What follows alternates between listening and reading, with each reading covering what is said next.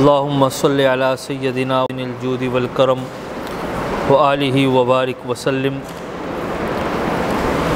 क़ाल अल्लाहु तबारक व तआला फ़िल क़ुरआनिल मजीद वल फ़ुरक़ानिल हमीद रदियल्लाहु अन्हुम व रदू अन्हु आमनतु बिल्लाहि सदक़ल्लाहुल अज़ीम। इन्नल्लाह व मलाइकतहु युसल्लूना अलन नबी या अय्युहल्लज़ीना आमनू सल्लु अलैहि वसल्लिमू तस्लीमा।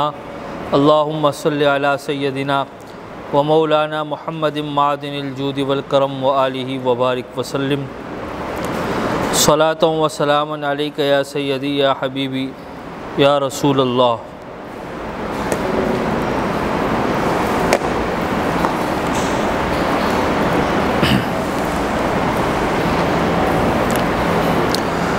मशहूर सहाबी हज़रत सैयदना अब्दुर्रहमान सफ़ीना रदी अल्लाह ताला अन्हु रसूल करीम सल्लल्लाहु अलैहि वसल्लम से रिवायत करते हैं कि हुज़ूर नबी करीम अलैहिस्सलातु वस्सलाम ने फ़रमाया कि खिलाफत नबूवत 23 साल रहेगी। कितने साल रहेगी? 23 साल रहेगी। फिर अल्लाह जिसे चाहेगा अपने मुल्क अता फ़रमाएगा। कहते हैं इस हदीस पाक को इमाम तिरमिज़ी रहमतुल्लाह अलैह ने इसको हसन करार दिया है और इस हदीस के रावी सैयदना सफ़ीना रदी अल्लाह ताला अन्हु ने अपने शागिर्द को खुलफ़ाए राशिदीन की तादाद गिन कर समझाई। कहते हैं कि 2 साल हज़रत अबू बकर सिद्दीक़ रदी अल्लाह ताला अन्हु ने दौर हुकूमत फ़रमाई है। कितने साल फ़रमाई है? 2 साल दौर हुकूमत फ़रमाई है। फिर 10 साल फ़ारूक आज़म ने हुकूमत फ़रमाई है। कितने साल हुकूमत फ़रमाई? 10 साल फ़ारूक आज़म ने हुकूमत फ़रमाई है। फिर उस्मान गनी रदी अल्लाह ताला अन्हु ने 12 साल हुकूमत फ़रमाई है। कितने साल फ़रमाई है? और मौलाए कायनात हज़रत अलीउल मुर्तज़ा रदी अल्लाह ताला अन्हु ने 6 साल हुकूमत फ़रमाई है। हुज़ूर नबी करीम सल्लल्लाहु अलैहि वसल्लम के जो पहले सहाबी हैं यानी खुलफ़ा में, वो सैयदना अबू बकर सिद्दीक़ रदी अल्लाह ताला अन्हु हैं। कौन से सहाबी हैं? हज़रत अबू बकर सिद्दीक़। जुम्मे के ख़िताब में भी आप ये सुनते हैं कि अफ़ज़लुल बशरी बादल अम्बियाई बित्तहक़ीक़, कि अम्बिया के बाद जो सबसे अफ़ज़ल हस्ती है मखलूक के अंदर वो कौन है? सैयदना सिद्दीक़ अकबर रदी अल्लाह ताला अन्हु। कौन है? सैयदना सिद्दीक़ अकबर रदी अल्लाह ताला अन्हु। हज़रत सैयदना अमर बिन अल-आस रदी अल्लाह ताला अन्हु से रिवायत है, कहते हैं कि मैंने नबी करीम सल्लल्लाहु अलैहि वसल्लम से पूछा कि आप सबसे ज़्यादा किससे मोहब्बत करते हैं? क्या फरमाते कि मैंने नबी करीम सल्लल्लाहु अलैहि वसल्लम से पूछा कि आप सबसे ज़्यादा किससे मोहब्बत करते हैं? तो आप सल्लल्लाहु अलैहि वसल्लम ने फ़रमाया आयशा के अब्बू अबू बकर सिद्दीक़ से रदी अल्लाह ताला अन्हु। फिर मैंने पूछा इसके बाद आप सबसे ज़्यादा किससे मोहब्बत करते हैं? तो आप सल्लल्लाहु अलैहि वसल्लम ने फ़रमाया मैं उमर से मोहब्बत करता हूँ। तो देखिए हुज़ूर अलैहिस्सलातु वस्सलाम ने सबसे पहले क्या फ़रमाया कि मैं किससे मोहब्बत करता हूँ? वो सैयदना अबू बकर सिद्दीक़ रदी अल्लाह ताला अन्हु से मोहब्बत करता हूँ। मोहम्मद बिन अली बिन अबी तालिब रदी अल्लाह ताला अन्हु। और आज आपको पता है कि आज हम जो खुलफ़ाए राशिदीन पर कलाम कर रहे हैं, पहले सैयदना अबू बकर सिद्दीक़ की अज़मत पर बात करेंगे, फिर सैयदना फ़ारूक आज़म की अज़मत पर, फिर सैयदना उस्मान गनी की अज़मत पर, फिर मौलाए कायनात की अज़मत पर बात करेंगे। मोहम्मद बिन अली बिन अबी तालिब रहमतुल्लाहि ताला अलैह कहते हैं कि मैंने अपने बाबा मोहम्मद बिन अली यानी मोहम्मद के जो वालिद है वो हज़रत अली है, सैयदना अली रदी अल्लाह ताला अन्हु से पूछा कि नबी करीम सल्लल्लाहु अलैहि वसल्लम के बाद कौन सा आदमी सबसे अफजल है? कौन सा आदमी सबसे अफजल है? तो उन्होंने फ़रमाया अबू बकर सिद्दीक़ रदी अल्लाह ताला अन्हु। मैंने कहा फिर इनके बाद कौन अफजल है? तो फिर उन्होंने फ़रमाया सैयदना उमर फ़ारूक रदी अल्लाह ताला अन्हु अफजल है। सैयदना अबू बकर सिद्दीक़ का ज़िक्र कुरान मजीद में अल्लाह तबारक व तआला ने इरशाद फरमाया, इल्ला तंसुरुहु फ़क़द नसरहुल्लाहु इज़ अख़रजहुल्लज़ीना कफ़रू सानियस्नैनि इज़ हुमा फ़िल ग़ार इज़ यक़ूलु लिसाहिबिही ला तहज़न इन्नल्लाहा माअना। फरमाया अगर तुम अल्लाह के रसूल की मदद ना करोगे तो कुछ परवाह नहीं कि अल्लाह उसका मददगार है। उसने अपने रसूल की मदद उस वक्त की थी जब काफिरों ने उसे उस हाल में घर से निकाला था कि जब के दो आदमियों में दूसरा वो था और दोनों गारे सौर में थे और वो अपने साथी से कह रहा था कि ला तहज़न इन्नल्लाह माना। फरमाया कि वो गमगीन ना हो, यकीनन हमारे साथ अल्लाह तबारक व तआला है। और गारे सौर में कौन कौन था?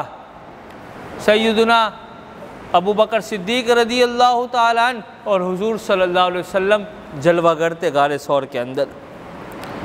सैयदना अबू सईद अल-खुदरी रदी अल्लाह तआला अन्हु से रिवायत है कि नबी करीम सल्लल्लाहु अलैहि वसल्लम ने फरमाया कि सोहबत और माल के लिहाज से अबू बकर का मुझ पर सबसे ज़्यादा एहसान है। क्या फरमाया कि सोहबत के लिहाज से और माल के लिहाज से जो सब अबू बकर सिद्दीक़ रदी अल्लाह तआला अन्हु का मुझ पर सबसे ज़्यादा एहसान है।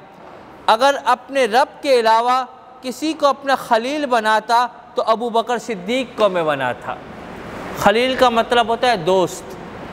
तो कहते हैं कि अगर मैं अपने रब के अलावा किसी को दोस्त बनाता तो वो मैं अबू बकर सिद्दीक़ रदी अल्लाह तआला अन्हु को बनाता।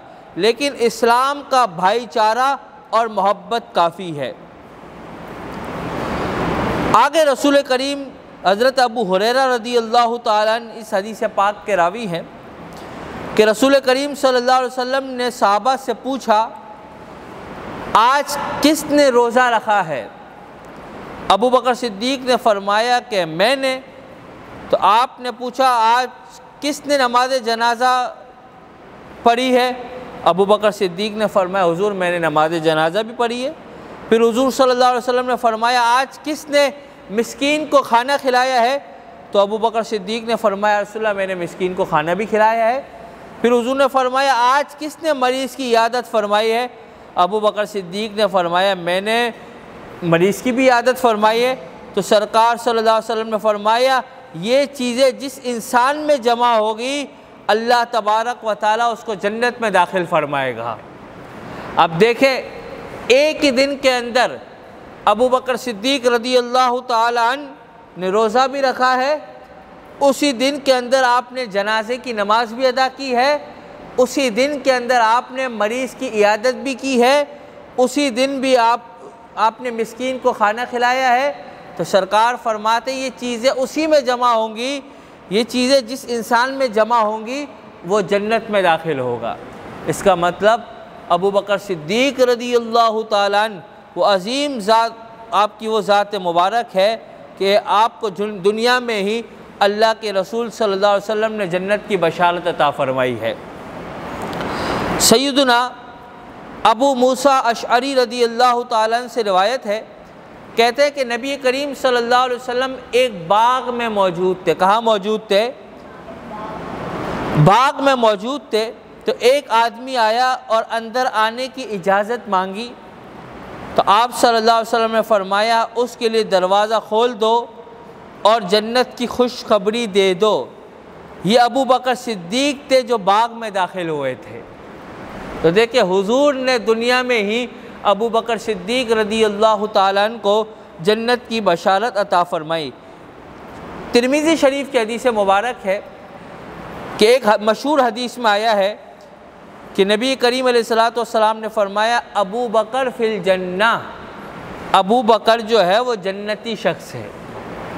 अब देखें, अल्लाह ताला ने रसूल करीम को ये ताकत और इख्तियार अता फ़रमाया है कि हुजूर जिसको अता करे उसे जन्नत की बशारत अता फ़रमा देते हैं। क्योंकि भाई जन्नत तो अल्लाह ने बनाई है, मगर अल्लाह ताला ने रसूल करीम को पावर अता किया है, इख्तियार अता किया है कि हुजूर जिसे चाहें अल्लाह की अता से जन्नत अता फरमा सकते हैं। सैयदुना अनस बिन मालिक रदी अल्लाह ताला अन्हु से रिवायत है कि एक दफ़ा नबी करीम सल्लल्लाहु अलैहि वसल्लम अबू बकर, उमर और उस्मान रदी अल्लाह अन्हुम ओहद पार पर चढ़े। क्या चढ़े? ओहद पार है ना, तो सरकार भी जलवागर है ओहद पार पर, अबू बकर भी जलवागर हैं, उस्मान मौला उमर फ़ारूक भी जलवागर हैं और उस्मान गनी भी जलवागर हैं। तो जब ओहद पार पे चले तो ज़लज़ले की वजह से ओहद पार हिलना शुरू हो गया। क्या हो गया? हिलना शुरू हो गया। तो आप सल्लल्लाहु अलैहि वसल्लम ने उसे अपना पाँव मार कर फरमाया, ए ओहद रुक जा, तेरे ऊपर सिर्फ नबी, सिद्दीक और 2 शहीद मौजूद हैं। तो हुजूर नबी करीम अलैहिस्सलातु वस्सलाम ने ये अबू बकर सिद्दीक रदी अल्लाह ताला अन्हु को मकाम और मर्तबा अता फरमाया है। इसीलिए बल्कि इमाम अबू जाफ़र मोहम्मद बिन अली ने फरमाया कि जिस शख्स को अबू बकर और उमर के फ़ज़ाइल मालूम नहीं है वो शख्स सुन्नत से जाहिल है। क्या है? सुन्नत से जाहिल है। आगे एक और हदीस में फरमाया कि इमाम अबू जाफ़र बिन मोहम्मद बिन अली बाक़िर बीमारी की हालत में फ़रमाते थे कि ए अल्लाह, मैं अबू बकर और उमर को अपना वली मानता हूँ और इन दोनों से मोहब्बत करता हूँ। ए अल्लाह, अगर मेरे दिल में इसके ख़िलाफ़ कोई बात हो तो क़यामत के दिन मुझे मोहम्मद सल्लल्लाहु अलैहि वसल्लम की शफ़ाअत नसीब ना हो। अब देखें, ये सराहतन अहादीस बुखारी शरीफ के अंदर भी मौजूद है, मुस्लिम शरीफ के अंदर भी मौजूद है, तिरमिज़ी शरीफ के अंदर भी मौजूद है और सियासत्ता के अलावा और दीगर कुतुब अहादीस के अंदर सहाबा अलैहिमुर रिदवान की ये फ़ज़ाइल क्या हैं? मौजूद हैं। एक और हदीस पाक सुनाकर फिर इस पर मैं आगे कलाम करता हूँ। कहते हैं कि इमाम अबू इसहाक़ ने फरमाया कि अबू बकर और उमर से बुग़्ज़ रखना ये गुनाह कबीरा है। क्या है? क्या है? बहुत बड़ा गुनाह है ये। तो ये हज़रत अबू बकर सिद्दीक रज़ी अल्लाह ताला अन्हु का मकाम है और मर्तबा है। जब सरकार सल्लल्लाहु अलैहि वसल्लम बीमार थे, अलालत में थे, बिस्तर पर तशरीफ़ फरमा थे, तो मुसल्ला इमामत पे हुजूर के बाद जो सबसे पहले इमाम बने हैं वो अबू बकर सिद्दीक बने। कौन बने हैं? अबू बकर सिद्दीक ने सरकार हयात हैं, मगर सरकार सल्लल्लाहु अलैहि वसल्लम जब हुजूर ने फरमाया ना कि अबू बकर से फरमा दो कि नमाज़ पढ़ाए, तो हज़रत आयशा फरमाती कि हुजूर, मेरे बाबा जान तो रकीकुल क़ल्ब है, वो उनके अंदर हिम्मत नहीं है कि वो आपके मुसल्ले पे खड़े हो जाए। हुजूर से बड़ी मोहब्बत फरमाते थे। तो हुजूर ने फरमाया, नहीं, मेरा ऑर्डर है, अबू बकर सिद्दीक से कहो कि क्या करे, वो मेरे मुसल्ले पे नमाज़ पढ़ाएं और इमामत करें। तो ये अबू बकर सिद्दीक रज़ी अल्लाह ताला अन्हु का मकाम है और आपका मर्तबा है। अब मुझे आप एक बात बताइए, जिनके बारे में, जिनके ईमान की गवाही अल्लाह दे रहा हो, जिनके ईमान के बारे में जिसको जन्नत की बशारतें ख़ुद रसूलुल्लाह अता फरमा रहे हों और जिसे जन्नत में ही हुजूर ने जन्नत की खुशखबरी सुना दी हो है, और जिन्हें रसूलुल्लाह सल्लल्लाहु अलैहि वसल्लम ने फरमाया कि सोबत और माल की रियासत से मुझ पर अबू बकर सिद्दीक का एहसान है, तो मुझे बताइए अबू बकर सिद्दीक का मकाम क्या होगा आज। इसीलिए हमारे अहले सुन्नत के नज़दीक अम्बिया किराम अलैहिमुस्सलाम के बाद जो सबसे अफजल हस्ती है वो किसकी हस्ती है? अबू बकर सिद्दीक रज़ी अल्लाह ताला अन्हु की हस्ती है। अब हम आते हैं सैयदना फ़ारूक आज़म रज़ी अल्लाह ताला अन्हु के हवाले से। कहते हैं कि हमारे प्यारे नबी करीम सल्लल्लाहु अलैहि वसल्लम अल्लाह ताला से दुआ फरमाते थे। क्या फरमाते थे? दुआ कर रहे थे नबी करीम, अल्लाहुम्मा अइज़्ज़ल इस्लाम बिहब्बी हाज़ैन रजुलैन इलैका बि अबी जहलिन व अबी उमर अब्निल खत्ताब। हुजूर दुआ फरमाते थे, ए अल्लाह इन दो आदमियों यानी अबू बकर और उमर बिन खत्ताब में से जो तेरे नज़दीक महबूब हो उसके साथ इस्लाम को इज़्ज़त दे, यानी उसे मुसलमान कर दे। तो सैयदना अब्दुल्ला बिन उमर ने फरमाया कि उमर रज़ी अल्लाह ताला अन्हु अल्लाह के नज़दीक महबूब तरीन इंसान थे, क्योंकि हज़रत उमर बिन ख़त्ताब के बारे में तो हुजूर ख़ुद दुआ फरमाते थे कि अल्लाह अबू जहल को या फिर उमर बिन ख़त्ताब को, जो दोनों में से तेरे महबूब हो, उसके साथ इस्लाम को इज़्ज़त दे, यानी तूने इस्लाम की तौफ़ीक़ अता फ़रमा, यानी तूने मुसलमान की होने की तौफ़ीक़ अता फ़रमा। तो अब्दुल्ला बिन उमर रज़ी अल्लाह ताला अन्हु ने फरमाया कि उमर अल्लाह तबारक व तआला के नज़दीक महबूब तरीन इंसान है। तो कहते हैं कि इस दुआ के नतीजे में मुराद रसूल सैयदना अबू बकर सैयदना फ़ारूक आज़म रज़ी अल्लाह ताला अन्हु ने कबूल इस्लाम फरमाया है। तो फ़ारूक आज़म रज़ी अल्लाह ताला अन्हु ये मुराद रसूल है। क्या है? क्या है? रसूलुल्लाह चाहते थे कि इस्लाम कबूल कर लें और अल्लाह तबारक व तआला ने इन्हें इस्लाम की दौलत अता फरमाई। कहते हैं कि सैयदना अब्दुल्ला बिन मसूद फरमाते हैं कि जब उमर ने इस्लाम कबूल किया तो हम उस वक्त से बराबर इज़्ज़त में गालिब रहे। यानी जब उमर इस्लाम लेकर आ गए ना, पहले मुसलमान इबादत करते थे, छुप कर करते थे। क्या करते थे? खौफ में इबादत करते थे।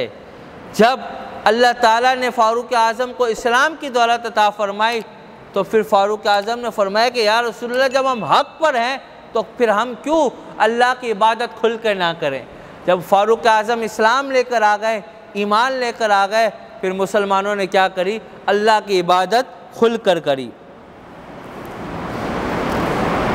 अवामुन्नास में ये बात मशहूर है कि सैयदना उमर रज़ी अल्लाह ताला अन्हु नबी करीम सल्लल्लाहु अलैहि वसल्लम को शहीद करने के इरादे से निकले तो किसी ने बताया कि तुम्हारी बहन और बहनोई भी क्या हो गए हैं? मुसलमान हो गए। तो सैयदना उमर ने जाकर इन्हें खूब मारा और फिर खूब मारने के बाद आप रसूलुल्लाह सल्लल्लाहु अलैहि वसल्लम जहाँ जलवागर थे, फिर आप वहाँ पर गए और अल्लाह तबारक व तआला ने आपको इस्लाम की दौलत और इस्लाम की शहादत अता फ़रमाई। कहते हैं कि आप सल्लल्लाहु अलैहि वसल्लम ने सैयदना उमर के बारे में फ़रमाया कि उस ज़ात की कसम जिसके कब्ज़े कुदरत में मेरी जान है, फ़रमाया कि ए उमर बिन ख़त्ताब, तू जिस रास्ते पर चल रहा है या तू तो उस रास्ते को शैतान छोड़ देता है। यानी जिस रास्ते से उमर गुज़रते हैं वहाँ उस रास्ते से शैतान नहीं गुज़रता है। सही इब्न अब्बान की हदीस है, अल्लाह के रसूल सल्लल्लाहु अलैहि वसल्लम ने फरमाया कि इन्नल्लाह जअलल हक़्क़ अला निसानी उमरा व क़ल्बिही, कि बेशक अल्लाह ने उमर रज़ी अल्लाह ताला अन्हु के दिलो ज़बान पर हक़ को जारी फरमा दिया है, यह हक़ को जारी रखा हुआ है। बाज़ जगह पर बाद औक़ात सैयदना उमर फ़ारूक रज़ी अल्लाह ताला अन्हु की मुवाफ़क़त में हज़रत उमर कोई राय देते थे तो उस राय के मुवाफ़क़त में कुरान मजीद फ़ुरक़ान हमीद की कोई ना कोई आयत क्या हो जाती थी? नाजिल हो जाती थी, जिन्हें मुवाफ़क़त उमर कहते हैं। सैयदना उक़बा बिन आमिर रज़ी अल्लाह ताला अन्हु से रिवायत है कि नबी करीम अलैहिस्सलातु वस्सलाम ने फ़रमाया कि लौ काना बादी नबियुन लकाना उमर इब्नुल ख़त्ताब, फ़रमाया अगर मेरे बाद कोई नबी होता वो फ़ारूक आज़म होते। क्या फ़रमाया? अगर मेरे बाद कोई नबी होता तो वो कौन होते? फ़ारूक आज़म रज़ी अल्लाह ताला अन्हु होते। रसूल करीम सल्लल्लाहु अलैहि वसल्लम फ़रमाते हैं कि एक दफ़ा मैंने ख्वाब देखा कि मेरे सामने लोग पेश हो रहे थे। किसी की कमीज़ सीने तक थी और किसी की उससे नीचे। जब मेरे सामने उमर बिन ख़त्ताब पेश किए गए तो वो अपनी लंबी कमीज़ को घिसेट रहे थे। लोगों ने पूछा, या रसूलल्लाह, इस ख्वाब की ताबीर क्या है? तो आप सल्लल्लाहु अलैहि वसल्लम ने फरमाया कि दीन यानी सैयदुना उमर दीन में सैयदुना अबू बकर के बाद सब लोगों में ज़्यादा मकाम रखते होंगे। यानी सैयदुना फ़ारूक आज़म रज़ियल्लाहु ताला अन्हु अबू बकर सिद्दीक़ दीन के मामले में, इस्लाम के मामले में अबू बकर सिद्दीक़ रज़ियल्लाहु ताला अन्हु के बाद सबसे ज़्यादा मकाम और सबसे ज़्यादा मर्तबा रखते थे। सैयदुना नबी करीम अलैहिस्सलातु वस्सलाम ने जन्नत में सैयदुना उमर रज़ियल्लाहु ताला अन्हु का महल भी देखा। बुखारी शरीफ के अंदर यह हदीस पाक भी मौजूद है। आगे एक दौर मुबारक है फ़ारूक आज़म का, वो एक ज़िम्नन एक वाक़या बयान कर रहा हूँ। हुज़ूर नबी करीम सल्लल्लाहु अलैहि वसल्लम से आपको पता है तमाम सहाबा बड़ी मोहब्बत फरमाते थे।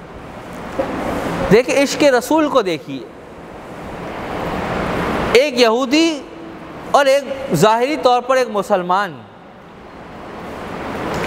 उनका कोई मामले में इख्तलाफ हुआ तो यहूदी ने कहा कि भाई मुसलमान से कि आप अपने नबी के पास चलते हैं और इस मामले को हम सॉल्व करते हैं। तो नबी करीम अलैहिस्सलातु वस्सलाम की बारगाह में हाजिर हुए तो यहूदी भी और मुसलमान भी। उसने कहा कि ये मामला है। तो अल्लाह के रसूल सल्लल्लाहु अलैहि वसल्लम ने यहूदी के हक़ में फ़ैसला फरमा दिया। किसके हक़ में फ़ैसला फरमा दिया? तो मुसलमान कहता है कि नहीं, मुझे माज़ अल्लाह रसूलुल्लाह का फ़ैसला मंजूर नहीं है। तो हम उमर फ़ारूक के पास चलते। बोला ठीक है चलो। जब वो दोनों पहुँचे तो यहूदी ने कहा कि हुजूर, ये जो मुसलमान है ये पहले आपके नबी के पास गया था और आपके नबी ने मेरे हक़ में फ़ैसला कर दिया। तो हज़रत उमर फ़ारूक ने फरमाया, अच्छा ऐसा मामला है? फरमाया जी। हज़रत उमर ने फरमाया रुको। आप तलवार लाए, उस मुसलमान की गर्दन उड़ा दी। आपने फरमाया जिसको मेरे नबी का फ़ैसला मंजूर नहीं है उसका यहाँ रहने का भी हक़ नहीं है। ये इश्क़ रसूल था। रसूलुल्लाह सल्लल्लाहु अलैहि वसल्लम की ताज़ीम, रसूलुल्लाह की तौक़ीर, ये हम सब पर लाजिम है। आज कोई हमारी गैदरिंग में बैठने वाला शख्स रसूलुल्लाह के बारे में ये कहे कि हुजूर मर कर माज़ अल्लाह मिट्टी में मिल गए हैं, मुझे बताइए ऐसे बंदे पर लानत है कि नहीं है?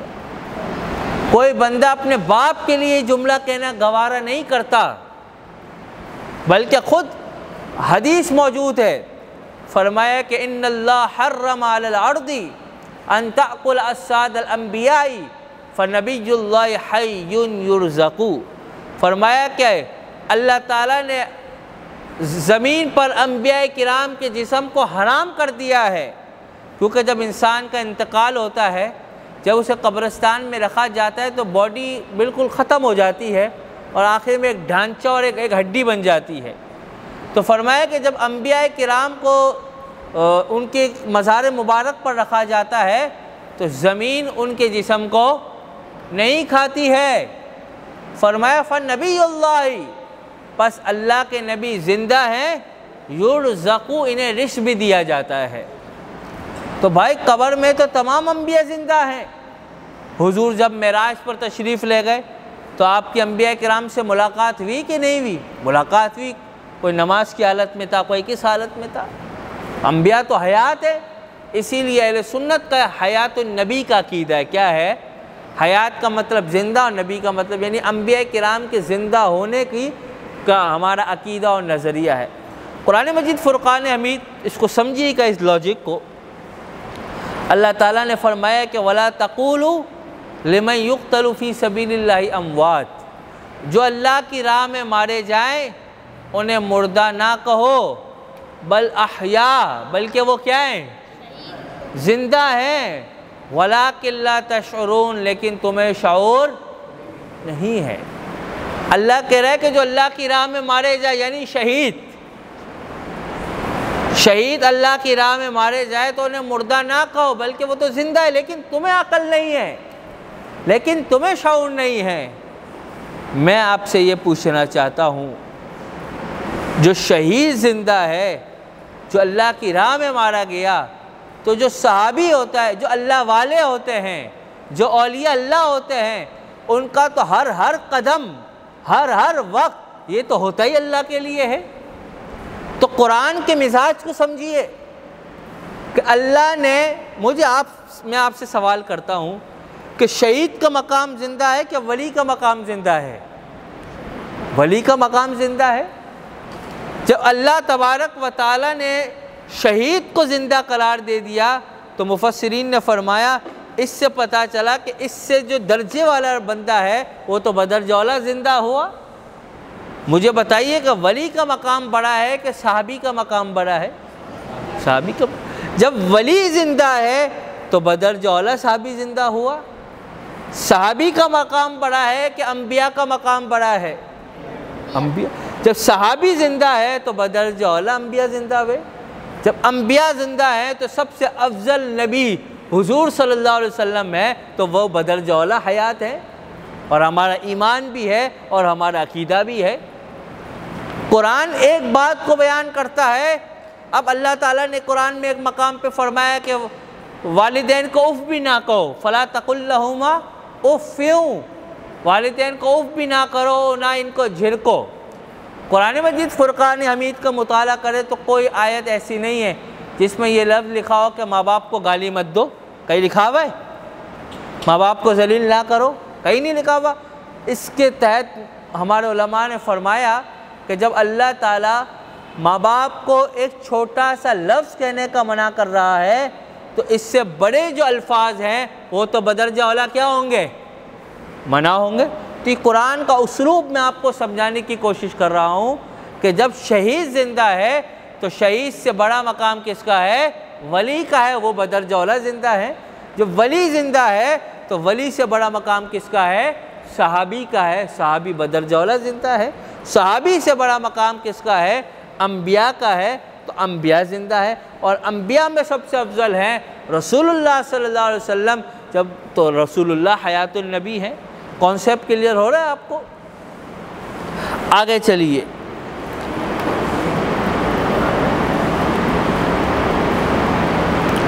सैयदना अलीउल मुर्तज़ा रज़ियल्लाहु ताला अन्हु ने अपने एक बेटे का नाम उमर रखा था। क्या रखा था? उमर रखा था। और कहते हैं कि सैयदना अली रज़ियल्लाहु ताला अन्हु हज़रत उमर से बड़ी मोहब्बत फरमाया करते थे। क्या फरमाया करते थे? बड़ी मोहब्बत फरमाया करते थे। तो ये सैयदना फ़ारूक आज़म रज़ियल्लाहु ताला अन्हु का मकाम है, आपका मर्तबा है। और ये बात याद रखिए कि अल्लाह ताला ने ख़ुद फरमाया, हदीस पाक है कि इत्तक़ू फ़िरासतल मुमिन, कि मोमिन की फ़िरासत से डरो। किसकी फ़िरासत से डरो?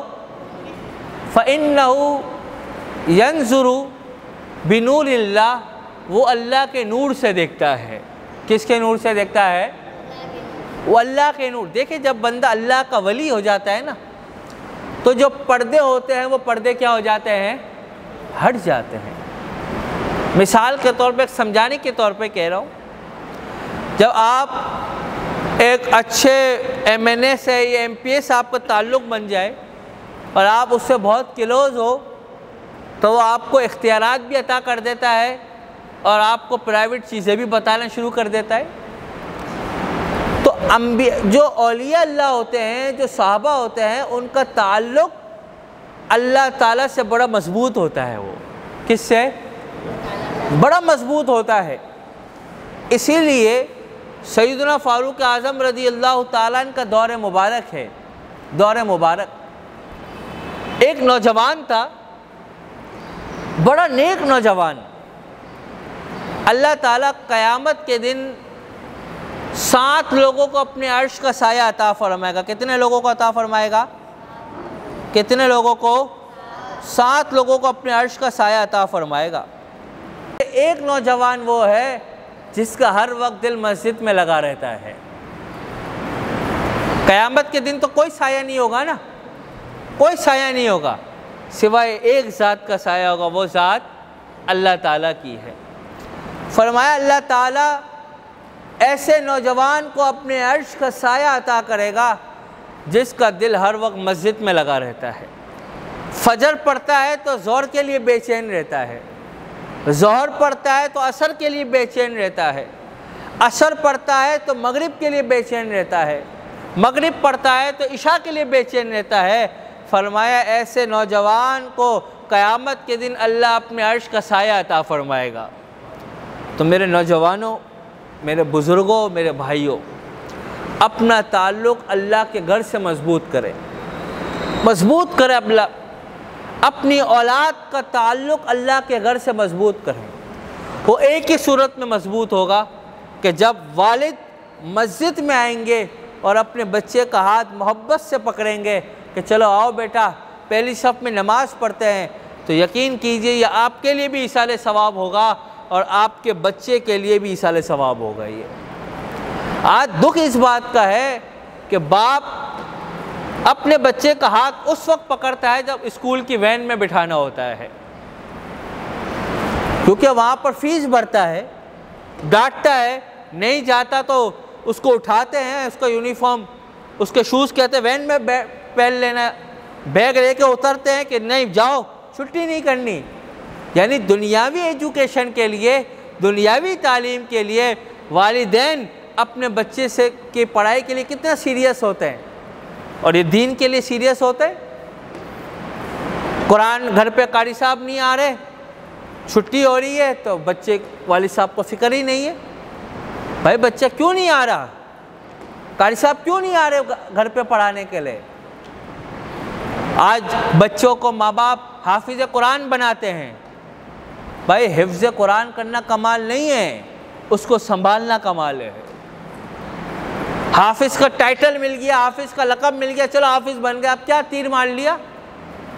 बल्कि मैंने तो यहाँ तक सुना है, मफ़हूम हदीस है कि जो कुरान पढ़ने के बाद भूल जाता है, क़यामत के दिन वो नाबीना उठाया जाएगा, नाबीना उठाया जाएगा। कुरान के मामूली किताब है, रमज़ान आता है तो हुफ़ाज़ किराम थोड़ी दाढ़ी को लंबा कर देते हैं, तरावी पढ़ाते हैं और 27वीं को या 19वीं शब को दाढ़ी को साफ़ करके आ जाते हैं। ये तो कुरान का मजाक है। तो जो बच्चों को हाफिज़ कुरान बनाना चाहते हैं बनाए, मगर फिर पूरी ज़िंदगी के लिए कारी साहब का एहतमाम करें। आप ये कुरान भूलेंगे ना तो माँ बाप के लिए भी गुनाह है, बच्चों के लिए भी गुनाह है। तो मैं ये अर्ज़ कर रहा था, सैयदना फ़ारूक आज़म रदी अल्लाह ताला अन्हु का दौर मुबारक है। एक नौजवान जो मुस्तजाबुद दावात है, जो मुस्तजाबुद दावात ऐसे बंदे को कहते हैं कि जो हाथ उठाए अल्लाह उसकी फ़ौरन दुआ क्या कर ले, कबूल कर ले। ये तौफ़ीक अल्लाह उसी को अता करता है जो हराम के कामों से बचता है। जाहिर सी बात है, गुनाह करने वालों को तो ऐसा नहीं मिलता मामला।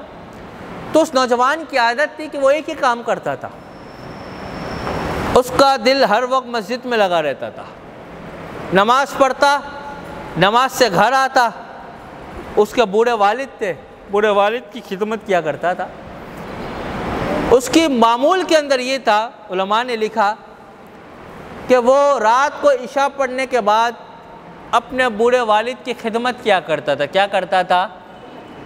आज तो बच्चे खिदमत नहीं करते ना, आज तो बस हर वक्त mobile, tab, laptop, games, PUBG, Instagram, Facebook, WhatsApp ये चल गए। पहले क्या होता था, बच्चे घर पे आते थे तो माँ बाप के रूम में आते थे, अदब था ना। आज बाप अगर अपने वालिदैन के साथ ऐसा सलूक करे कि बच्चों को नसीहत करे, बेटा जब भी घर में आओ सबसे पहले माँ बाप के रूम में जाओ, तो बच्चा गैर महसूस तरीके से इन चीज़ों को पिक करेगा। मगर माँ बाप करते ही नहीं है, तरबियत ही नहीं करते, बच्चों को डांटते नहीं है, बच्चों को टोकते नहीं है, बच्चों को रोकते नहीं है। कहाँ जा रहे माँ बाप को पता ही नहीं है। नमाज का बोल के जाते हैं, गेमिंग जोन में खेला होता है, पट्टी खेल रहा होता है, डब्बू में लगा हुआ होता है। माँ बाप समझते हैं कि मेरा बच्चा कारी साहब से पढ़ने गया हुआ है या मस्जिद में गया हुआ है, बच्चा तो पट्टी पे बैठा हुआ है। अब वहाँ कोई अल्लाह वाले थोड़ी आते हैं, वहाँ तो वो लफंगे लोग आते हैं जो माज़अल्लाह गालम गलोच करने वाले आते हैं। तो फ़ारूक आज़म रज़ी अल्लाह ताला अन्हु का दौर मुबारक, वो नौजवान इशा की नमाज़ पढ़ता, बूढ़े वालिद की खिदमत किया करता था। वो नौजवान एक दिन गुज़र रहा था तो उसके और मस्जिद के दरमियान एक घर आता है और औरत वहाँ रहती थी। तो वो औरत उसको गुनाह का इनवाइट, गुनाह के लिए करीब करती थी कि आ जाओ गुनाह करते हैं। वो नौजवान कहता था कि मैं अल्लाह से डरता हूँ, मैं गुनाह नहीं करूँगा। ये अगर हमें खौफ खुदा नसीब हो जाए ना, यकीन करें आप, हमारी सोसाइटी खुद सही हो जाएगी। ये वोट देने का अमानत है कि नहीं है? हम किन लोगों को वोट देते हैं? जिनको कलमा पढ़ना सही नहीं आता, जिन्हें आप बेसिक इन्फॉर्मेशन इस्लाम की पूछे तो उन्हें बेसिक इन्फॉर्मेशन तक नहीं आती। ये वोट एक अमानत है आपके पास, इनके अंदर कौन खौफ खुदा नहीं है? तो जिन्हें खौफ खुदा नसीब हो जाता है ना, वो दूध बेचने वाला भी पानी नहीं डालेगा, वो मोबाइल एसेसरीज़ का काम करने वाला भी 2 नंबर ही नहीं करेगा, वो मोबाइल रिपेयरिंग करने वाला पैसे लेता तो पूरे मगर काम 2 नंबर करके देता है, वो सब्ज़ी बेचने वाला, वो बिल्डिंग बनाने वाला, वो कोई 2 नंबर ही नहीं करेगा। आज बिल्डिंग बनाते 2 साल होता है, लीकेज का मसला शुरू हो जाता है। इसका मतलब ये मटेरियल कमज़ोर डाला है, इसने हरामकारी करी है इसने। क्योंकि हमारा दौर जिस तरह कुर्ब क़यामत के करीब होता जा रहा है, फितनों के करीब होता जा रहा है, तो हमारे मत में नज़र अब सिर्फ पैसा हो गया है। आज बच्चा क्या, बच्चे को देखो व्लॉग बनाने पर लगा हुआ है, मोबाइल टेरा करता है और बातें शुरू करता है, पूरे घर की कहानी सुनाता है, मैं इतनी सब्ज़ी लाया, मैं इससे बात करता हूँ, मेरी बीवी ये, मेरे बच्चे ये। बच्चे भी बड़े शौक़ से देखते हैं, माँ बाप भी कहते हैं हाँ बेटा देखो, कम से कम हमारा दिमाग तो नहीं खा रहे बच्चे। तो माँ बाप, अभी बच्चा पैदा होता है 2-2.5 साल का होता है, माँ बाप यूट्यूब लगाते हैं, गेम देख रहा होता है। आपने उसकी बेस में ही, उसकी बुनियाद में ही आपने ये चीज़ें कर दी है, तो बच्चा कहाँ दीन के करीब आएगा, कहाँ इस्लाम के करीब आएगा? आज माँ बाप रोते हैं कि बच्चा हमारा अदब नहीं करता। तो भाई आपने दीन का अदब किया?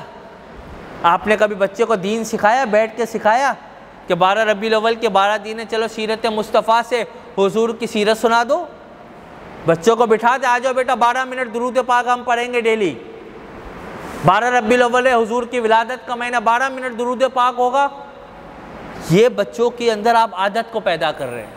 मुझे बताइए ईमानदारी से, किस किस के घर में दुरूद पाक की हर रोज़ महफिल सजती है? किसी के नहीं सजती। हाँ, वालिद साहब अपने बच्चों को तब अपने करीब करते जब कोई कारोबारी बात करनी हो, जब बताना बेटा हमने ये प्रॉपर्टी खरीदी है, इसमें तेरा हक ज़्यादा है, इसमें इसका हक कम है, क्योंकि दूसरी प्रॉपर्टी उसने खरीदी हुई थी। दुनियावी चीज़ों के लिए तो हमारे वालिद के पास टाइम है अपनी औलाद को करीब करने के लिए, मगर दीन के लिए नहीं है। इसीलिए जब बाप का इंतकाल होता है ना, बच्चे को कहा जाए बेटा अपने अब्बू को गुस्ल दो, डर लग रहा है मुझे। किस बात का डर है? तो हम अपनी औलाद को खुद दीन से दूर कर रहे हैं। आज यूनिवर्सिटी कॉलेजेस, क्योंकि मैं खुद टीचिंग की फील्ड से मैं वाबस्ता हूँ, नौजवान गुमराह होते जा रहे हैं, कादियानी होते जा रहे हैं, मुल्हिद इल्हाद बढ़ता जा रहा है, लोग शिया होते जा रहे हैं, लोग बदअकीदा होते जा रहे हैं। वो क्यों हो रहे हैं? आपने अपनी औलाद को अकीदा सिखाया ही नहीं कभी भी। आज हमारे लोग अल्लाह मियाँ क्या होता है? ये तो उलमा ने कहा, ये कहना जायज़ ही नहीं है। मियाँ का माना तो वैसे ख़राब आता है, लोग अल्लाह मियाँ कहते हैं, मियाँ कहना जायज़ ही नहीं है। अल्लाह ताला फरमाता है, अल्लाह रब्बुल इज़्ज़त फरमाता है। तो भाई आप ये सीखें और अपनी औलादों को भी सिखाएं। आखिरी बात करके अपनी गुफ्तगू को ख़त्म करता हूँ। तो सैयदना फ़ारूक आज़म का दौर मुबारक, वो औरत उस नौजवान को गुनाह की दावत देती, वो नौजवान कहता मैं अल्लाह से डरता हूँ भाई, मुझे गुनाह नहीं करना। एक दिन ये हुआ कि वो नौजवान ये बोल कर मस्जिद चला गया। अगले दिन उस औरत ने वापस गुनाह की दावत दी। तो नफ्स है ना, गुनाह की दावत दी तो नौजवान करीब गया उस औरत के। तो जैसे ही करीब गया तो उस पर खौफ खुदा का गलबा हो गया। क्या हो गया कि यार मैं क्या काम कर रहा हूँ, ये नफ्स है ना, जब गुनाह की तरफ जाते ना तो अल्लाह से दूर कर देता, भुला देता है कि अल्लाह देख रहा है हमें। वो पहले बोलता है सब गंदे काम करो, फिर अरे मैंने क्या कर दिया। ओ भाई ये पहले तुझे सोचना चाहिए था तू क्या करने जा रहे है। लोगों को धोखा देने से पहले बोतल में उतारते हैं ना, बोतल में उतारने से पहले सोचना चाहिए था कि तू कर क्या रहे। झूठी कस्में खाने से, झूठे वादे करने से पहले सोचना चाहिए था तू क्या काम कर रहा है। वो नौजवान जैसे करीब गया तो अल्लाह का खौफ का गलबा होता है, वो नौजवान उधर ही बेहोश हो जाता है। वो औरत बड़ी परेशान के निकालो इसको भाई, अपने मुलाजिमों को कहा निकालो वरना मेरी बेइज्जती हो जाएगी। नौजवानों ने पकड़ा, रास्ते में रोड पे रख दिया बेहोशी की हालत में। बूढ़े वालिद परेशान हो गए कि इशा के लिए गया था, अभी तक बच्चा लौट कर आया नहीं है। देखा कि रास्ते में बच्चा बेहोशी की हालत में पड़ा है। बूढ़े वालिद घर पर लेके जाते हैं, आँखों पर पानी डालते हैं, पूछते बेटा गए तो सही थे मगर अभी रास्ते में बेहोश पड़े थे। कहा अब्बूजान मामला ये कि गया था, मस्जिद की तरफ जा रहा था, एक औरत ने गुनाह के लिए दावत दी, इनविटेशन दिया। जैसे ही करीब किया खौफ खुदा का गलबा हुआ, ये वाक़या सुना रहा था, यहाँ तक पहुँचा उसकी रूह परवास कर जाती है, उसकी रूह निकल जाती है। उसके वालिद मोहतरम रातों रात ही उसकी तजहीज़ व तकफ़ीन करते हैं, उसको गुस्ल देते हैं और उसको दफना देते हैं। ये बात जब सुबह फ़ारूक आज़म को पता चली कि नौजवान का इंतकाल हो गया, जिसका दिल हर वक्त मस्जिद में ही लगा रहता है, फ़ारूक आज़म ने उसके घर पे ताज़ियत के लिए आए, उसके लिए दुआ करी और पूछा कैसे इंतकाल हुआ, पूरा वाक़या सुनाया। कहा मुझे उसकी कब्र पर लेकर जाओ, उस नौजवान की। मैं ये हदीस सुनाई थी ना, इत्तकू फ़िरासतल मुमिन फ़इन्नहु यंज़ुरु बिनूरिल्लाह, कि मोमिन की फ़िरासत से डरो, वो अल्लाह के नूर से देखता है। फ़ारूक आज़म कब्र पे गए उस नौजवान की और फ़ारूक आज़म ने फरमाया कि जो नौजवान वलिमन खौफ मकाम रब्बिही जन्नतान, फरमाया जो बंदा अपने रब के हुजूर खड़े होने से डरता है अल्लाह उसको 2 जन्नतें अता फरमाता है। कब्र से आवाज़ आई फ़ारूक आज़म मैंने अल्लाह के लिए गुनाह छोड़ा था, अल्लाह ने मुझे 2 जन्नतें अता फरमा दी हैं। अल्लाह के लिए गुनाह छोड़े बंदा, 2 नंबरी करना छोड़े, लोगों को बेवकूफ़ बनाना छोड़े, तो हमारा सोसाइटी खुद सही हो जाएगी। देखिए मुझे भी सही होना पड़ेगा, आपको भी सही, हर फर्द को सही होना पड़ेगा। हम अगले बंदे को तनकीद करते हैं फुला ऐसा है, फुला ऐसा है, फुला ऐसा है। देखिए जब आप 1 उंगली सामने पर करते हैं ना तो ये 3 उंगली आपको भी कहती है अपने आप को भी देख लो। तो हमें चाहिए फ़ारूक आज़म की सीरत, अबू बकर सिद्दीक़ रज़ियल्लाहु ताला अन्हु की सीरत हमें इस बात का दर्स दे रही है कि नौजवानों अपने अंदर इश्क़ रसूल को पैदा करो, एक बाकमाल मुसलमान बनो। अल्लाह आपको माल अता करे तो उस माल को तिजोरी में नहीं डालो, उस माल को अल्लाह की राह में खर्च करो, अल्लाह की राह में खर्च करो। हमारे यहाँ क्या होता है, अगर मस्जिद वाले के चंदा दो या कोई बज़म कोई कोर्स करा रही है उसके लिए कहे कि आप अपना मामला अल्लाह की राह में दे, तो लोग कहते हैं हज़रत अभी तो हालात ठीक नहीं है, कारोबारी पोजीशन बड़ी कमज़ोर है।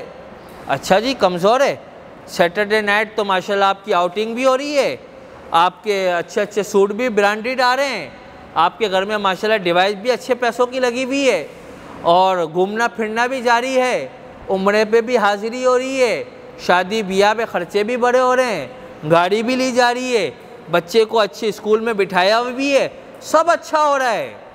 मगर जब अल्लाह के राह में देने की बात आएगी हज़रत हालात ठीक नहीं है, दीन के लिए हालात ठीक नहीं है, दीन के लिए हम परेशान हो जाते हैं। मुझे बताओ जिसके पास अल्लाह के दीन के लिए पैसा ना हो तो फिर वो कहाँ लुटाएगा? वो जो अल्लाह दे रहा है उसके दीन के लिए हमारे पास पैसे नहीं है। तो मेरे प्यारे भाइयों, ये आपकी ज़िम्मेदारी है कि जो बज़म है या मस्जिद है, कम से कम आप उनके पास जाए कि यार आप खैर का काम करते हो, आप हमें बताएं आपकी क्या ज़रूरत है। और इसका मतलब नेकी करें ना, फरमाया हदीस पाक का मफ़हूम है कि नेकी कर, सीधे हाथ से कर, उल्टे हाथ को भी खबर नहीं होनी चाहिए।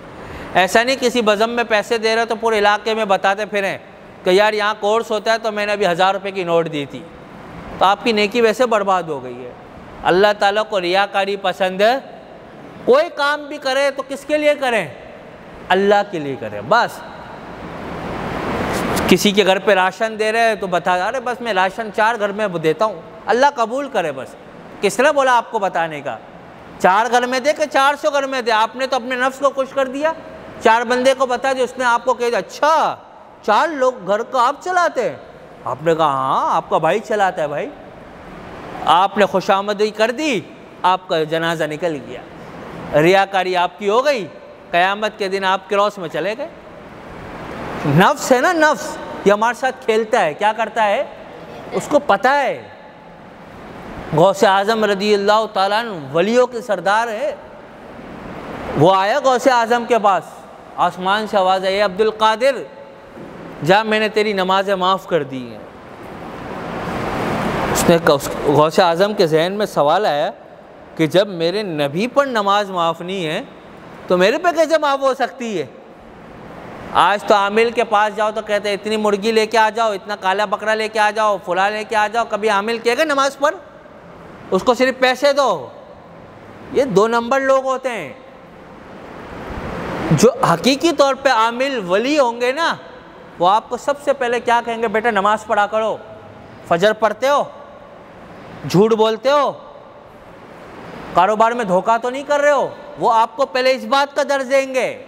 जो 2 नंबर किस्म के लोग होंगे ना, आज काला बकरा लेके आ जाना, आज फुला चीज़ कर लेना, आज फुला चीज़ कर लेना, आपको चीज़ों में लगा देंगे। अल्लाह वाले लोगों का काम अल्लाह से मजबूत ताल्लुक़ करना होता है। वो अल्लाह से मजबूत ताल्लुक़ करते हैं, क्योंकि हुजूर ने नहीं फरमाया। हदीस पाक का मफ़हूम है, सैयदना उस्मान गनी रज़ी अल्लाह ताला अन्हु का जब विसाल का वक्त करीब आया ना, तो एक साहबी रसूल आया हज़रत उस्मान गनी के पास, कहा हुजूर ये दिरहम और दिनार है, रख लीजिए। आपने फरमाया मुझे आपके माल की ज़रूरत नहीं है। फरमाया रख लिया, आपकी बेटी है, जवान है। फरमाया मेरे हुजूर ने फरमाया, उस्मान गनी फरमाते हैं कि जो बंदा रात में सूरतुल वाक़िया पढ़ लेगा, अल्लाह ताला उसे मखलूक का मोहताज नहीं करेगा। पढ़ो सूरतुल वाक़िया मगरिब की नमाज के बाद। बाबा के पास जाने के लिए तो पूरा दिन है हमारे पास। भाई अल्लाह, पहले अल्लाह से ताल्लुक़ मजबूत कर लो। गौसे आज़म ने किस बात की तालीम दी? अल्लाह से ताल्लुक़ को मजबूत करो। सरकार ने किस बात की तालीम दी? अल्लाह से ताल्लुक़ को मजबूत करो। वलियों के पास जाना ये सआदत है, बुज़ुर्गों के पास जाना ये सआदत है, मगर पहले रब है, पहला रब है, उसके बाद उसके हुजूर है, फिर औलिया अल्लाह साहबा हैं। आप जाइए बिल्कुल उनके मज़ारात पर। तो ये प्यारे भाइयों, हमें अपने अल्लाह से ताल्लुक़ को मजबूत करना है। अल्लाह माल दे, खुदा के लिए अल्लाह की राह में ख़र्च करे, अल्लाह की राह में ख़र्च करे। कोई कर परेशान है, आपको पता है कि ये माशी कमज़ोर, अल्लाह ने आपको नवाजा है, खामोशी से दें आप। हमें मस्जिद का ने इमाम का हमारा आपको पता होता है कि इमाम के क्या कंडीशन है, मौज़िन का नहीं पता होता, यानी हमें किसी का इल्म ही नहीं होता। ऐसा नहीं होना चाहिए। अल्लाह ताला मुझे भी आपको भी इन बातों पर अमल करने की तौफ़ीक़ अता फ़रमाए। गुफ्तगू में किसी किस्म की भी गलती कोताही अल्लाह की बारगाह में तौबा और रुजू करता हूँ। इंशाअल्लाह अगले दर्स में सैयदना उस्मान गनी रज़ी अल्लाह ताला अन्हु सैयदना अलीउल मुर्तज़ा पर कलाम करेंगे और अशरा मुबशरा के हवाले से इंशाअल्लाह तबारक व ताला अगले दर्स में इंशाअल्लाह कुछ बातें अर्ज़ करूँगा। अल्लाह ताला हम सब को सहाबा इकराम की मोहब्बत अता फ़रमाए और ऐसे लोगों की सोहबत में ना बैठें जो सहाबा की तौहीन करते हों। कोई ताल्लुक़ नहीं होना चाहिए। बस कतहु युसल्लूना अलन नबी या अय्युहल्लज़ीना आमनू सल्लु अलैहि वसल्लिमू तस्लीमा। अल्लाहुम्मा सल्लि अला सय्यदिना व मौलाना मुहम्मदिन मादिनिल जूदि वल करम व आलिहि व बारिक वसल्लिम। सुबहान रब्बिका रब्बिल इज़्ज़ति अम्मा यसिफून व सलामुन अलल मुरसलीन वल्हम्दुलिल्लाहि रब्बिल आलमीन।